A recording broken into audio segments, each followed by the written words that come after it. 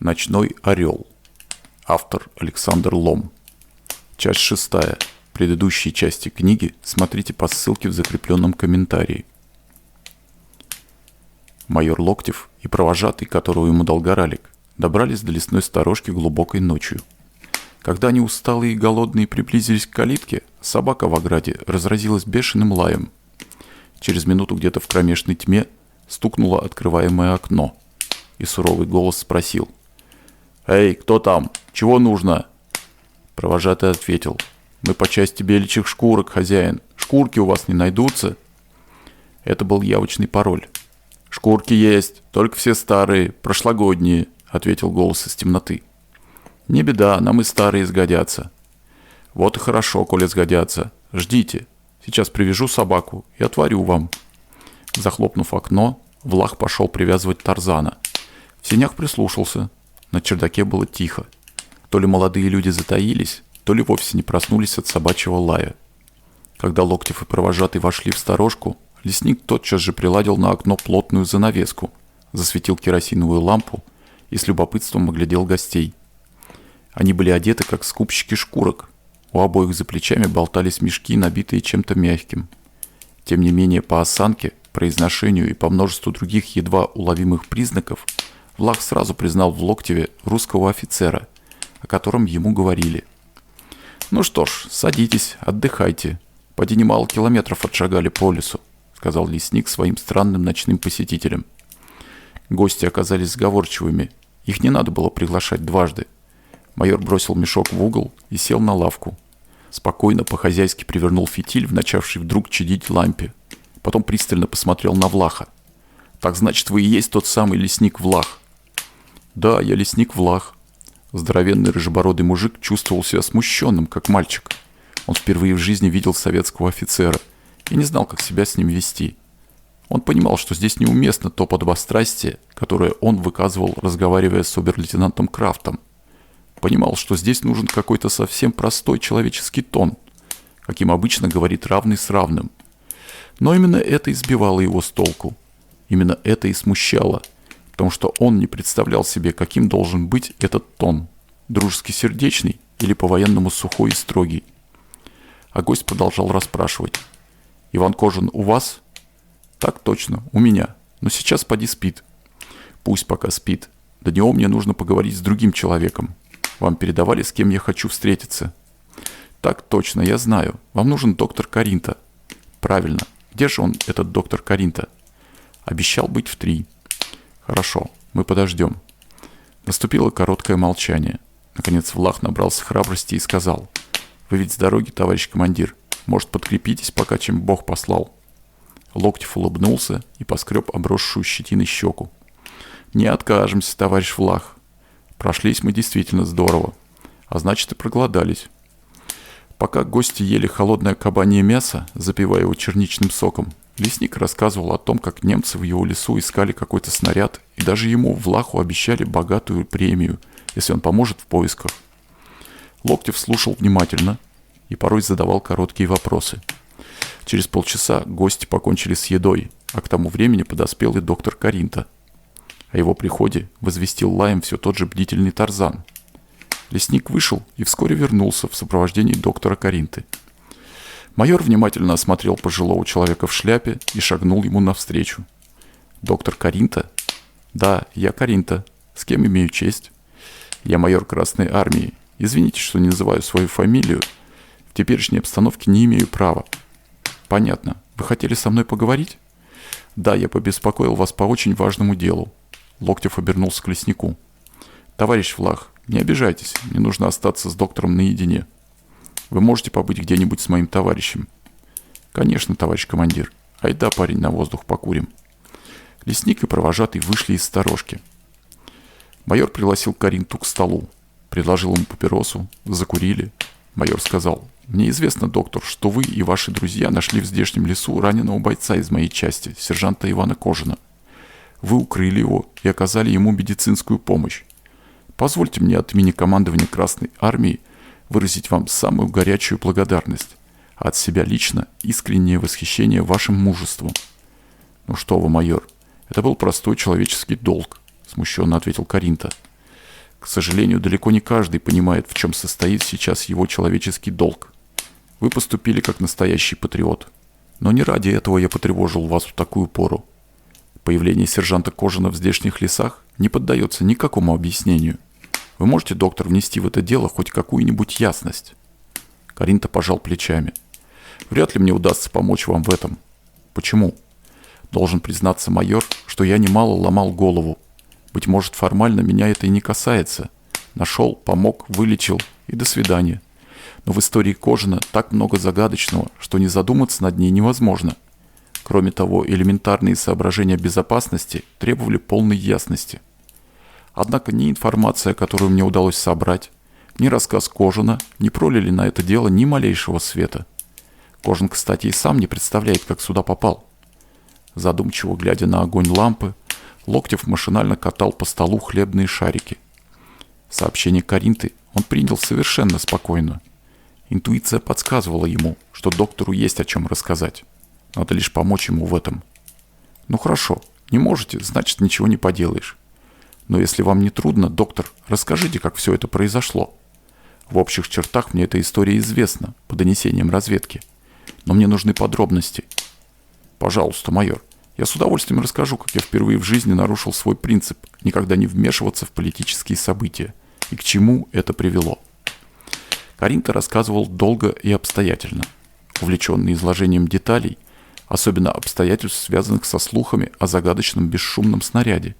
Он сам, того не заметив, изложил майору и свои невероятные предположения, подтвержденные, впрочем, строгим логическим анализом и точным математическим расчетом.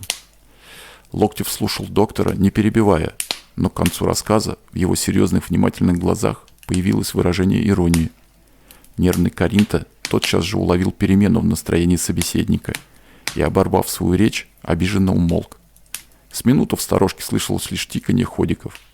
«Это все?» — спросил Локтев. «Пожалуй, все. Вы ведь все равно мне не верите. Во всяком случае, моему предположению не верите. Я верю, что построить столь невероятное предположение вас толкнули самые добрые и самые честные побуждения. Верю тому, что найти естественные объяснения всей этой истории очень трудно, почти невозможно. В вашей версии все связано и закончено. В любой иной сплошные логические разрывы и неувязки. И тем не менее, доктор, летать Кожин не мог. Не бывает такого». Каринта рассердился. «Надеюсь, вы не считаете это настолько веским аргументом, что любые факты должны ему подчиниться». «Это не аргумент, доктор. Это мое личное мнение». «Основанное на здравом смысле?» «Если хотите, да.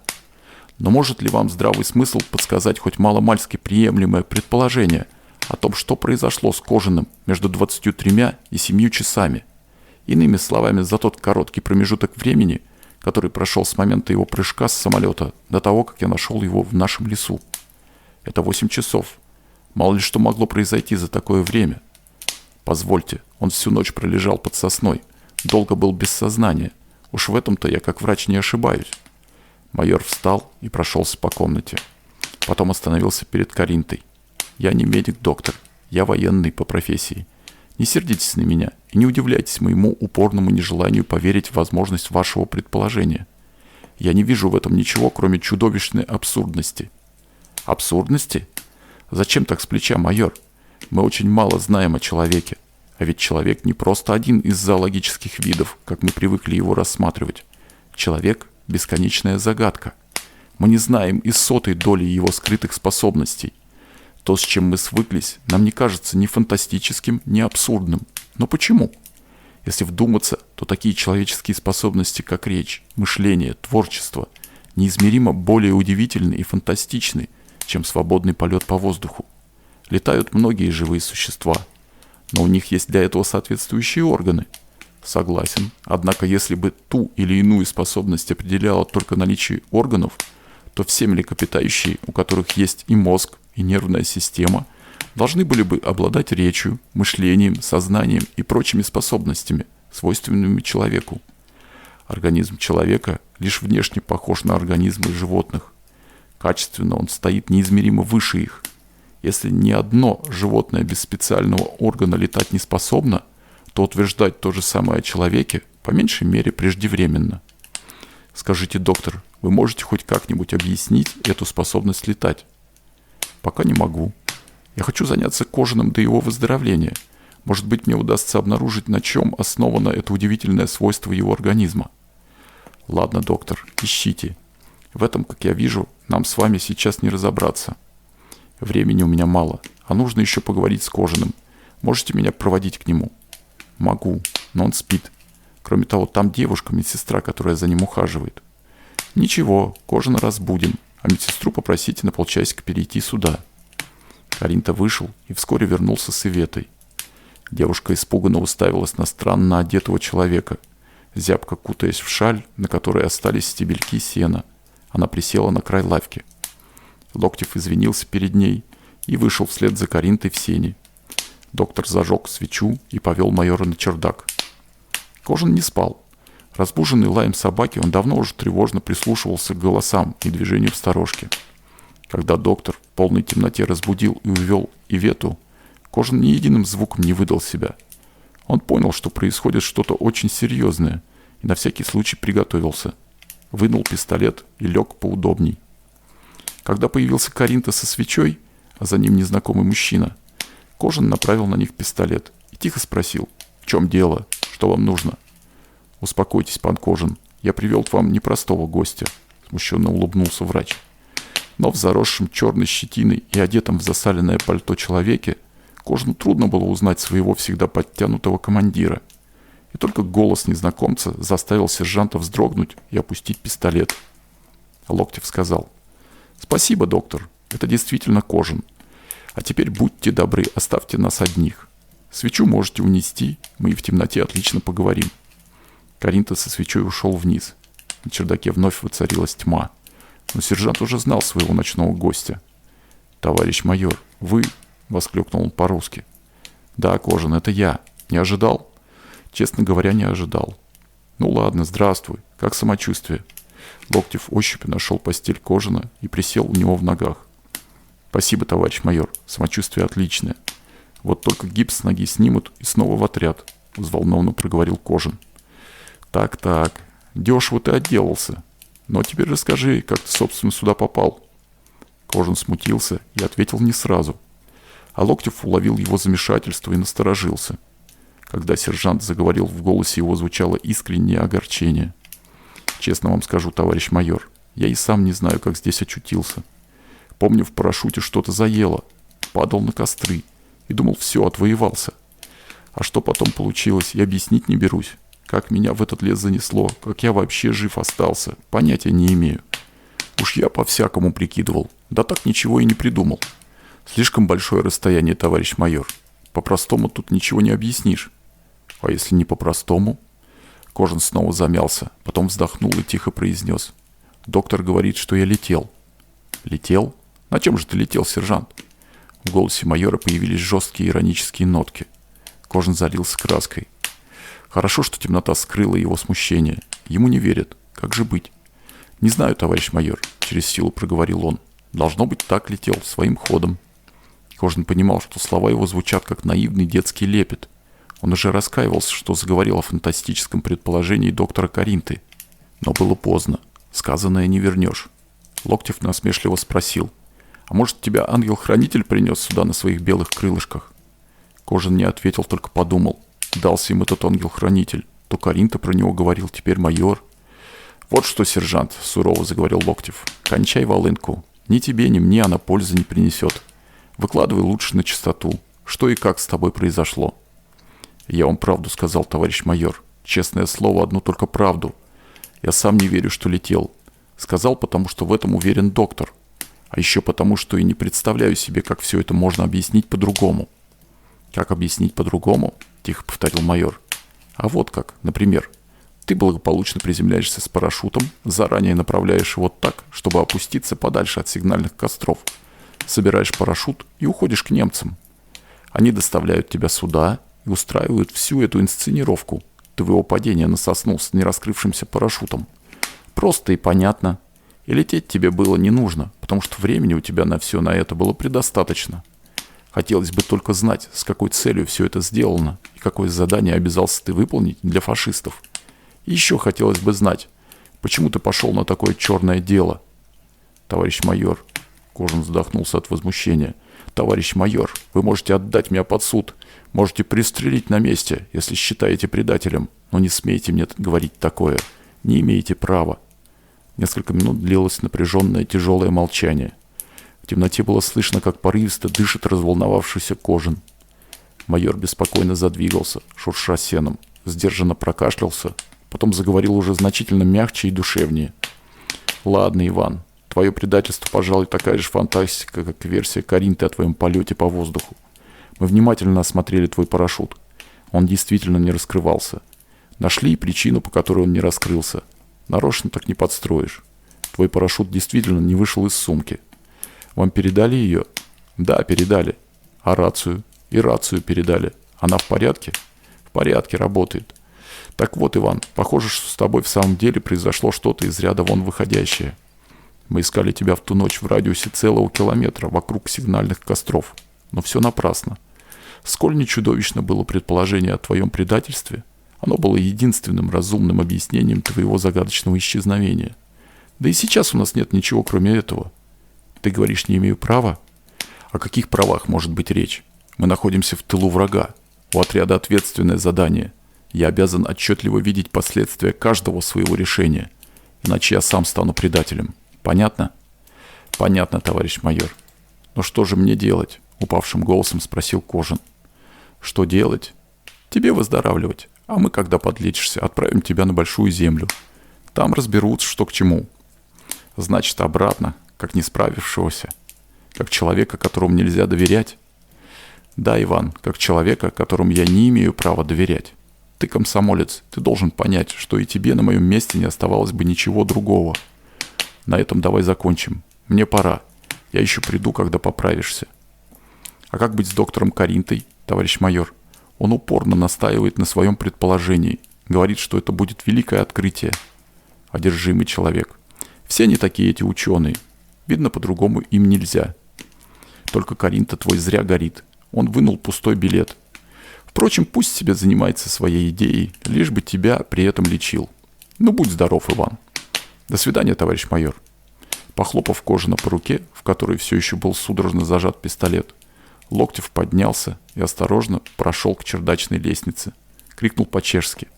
«Доктор Каринта, будьте добры, посветите мне». Черные тучи сгустились над головой Кожина. Сержант знал, время суровое. Родина не простит того, на кого упала зловещая тень подозрения в предательстве. Несправедливо? Как ни горько это было, но Кожин должен был признать, что в этом есть высшая справедливость, продиктованная военным временем. Несправедливо было бы в том случае, если бы у него была правда, настоящая, точная, ясная правда, а кто-то не поверил бы этой правде, отказался бы ее признать. Но у Кожина не было такой настоящей правды. Кожин не знает, что с ним случилось. Летел? Об этом он твердо решил никогда больше не говорить. Стыдно и унизительно говорить такое. Он не предатель. Он готов кричать об этом всему миру. Он, не задумываясь, пойдет на смерть, лишь бы доказать это. Но разве ему дадут такую возможность? Конечно, нет. Он не смеет мечтать даже о штрафном батальоне. Его будут допрашивать, от него будут требовать признания, а потом будут судить и... Чем больше он думал о своем положении, тем глубже проникало в его сознание чувство полной безысходности. Это было не отчаяние, когда хочется куда-то бежать, кричать, плакать, доказывать, умолять, требовать справедливости. Отчаяние удел слабых, а Кожин к ним не принадлежал. Еще не до конца сформировавшийся, Кожин, тем не менее, был человеком самолюбивым, волевым, мужественным. Чувство глубокой безысходности вызвало в нем странное спокойствие. Внешне оно походило на полное равнодушие к своей судьбе. На самом деле было героическим примирением с неизбежностью. Люди такого склада способны перед расстрелом спокойно вырыть себе могилу, заровнять ее края и стать перед дулами ружей с открытыми глазами. Таких смертью не испугаешь. Легкой тенью скользнула мысль о самоубийстве. Скользнула и ушла. Самоубийство тоже удел слабых. Кожин отверг его. Но какой удивительной и достойной восхищения могла быть причина, побудившая его прогнать мысль о самоубийстве? Не жажда жизни, хотя он и любил жизнь, не желание оправдать и очистить себя. Он уже знал, что это невозможно. заставили его отказаться от добровольной смерти. Этой причиной был стыд. Стыд перед людьми, которые пошли на огромный риск, чтобы спасти его, которые не жалели для него ни жизни своей, ни трудов, ни времени.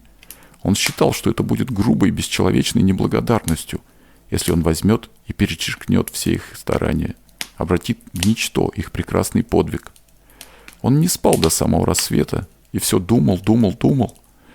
Утром Ивета не узнала его, не потому что он осунулся и побледнел, и что в глазах у него появилась печаль, а потому что он весь изменился за эту ночь, словно вместо прежнего Ивана Кожина кто-то положил сюда совершенно другого человека. «Иван, что с вами? Что случилось?» «Ничего, Ивета, все в порядке. Я просто плохо спал эту ночь. Не обращайте на меня внимания». Он произнес это спокойным, ничего не выражающим голосом и посмотрел на девушку с такой холодной отрешенностью, что у той болезненно сжалось сердце. Весь день после этого он молчал. Если Ивета зачем-нибудь обращалась к нему, он закрывал глаза и притворялся спящим. Ел машинально, вяло, словно ему было все равно, ест он или не ест. На вопрос Иветы: «Ну как суп, Иван, вкусный? Не пересолила я его?» Кожин невнятно бормотал: «Не знаю, ничего, вкусный». Когда снова наступила ночь, Ивета долго слышала, как ворочается и шуршит сеном ее подопечный. Потом он сполз с постели, добрался до слухового окна и, замерев возле него, пристально смотрел в темное с редкими звездами небо, на черную, дремотно застывшую стену недалекого леса. Девушке было страшно за него, но вместе с тем она боялась его окликнуть, боялась нарушить его одиночество, его печальные мысли, его глухую ночную тоску. Так они прободрствовали до рассвета в глубокой тишине, каждый на своем месте, каждый со своими чувствами.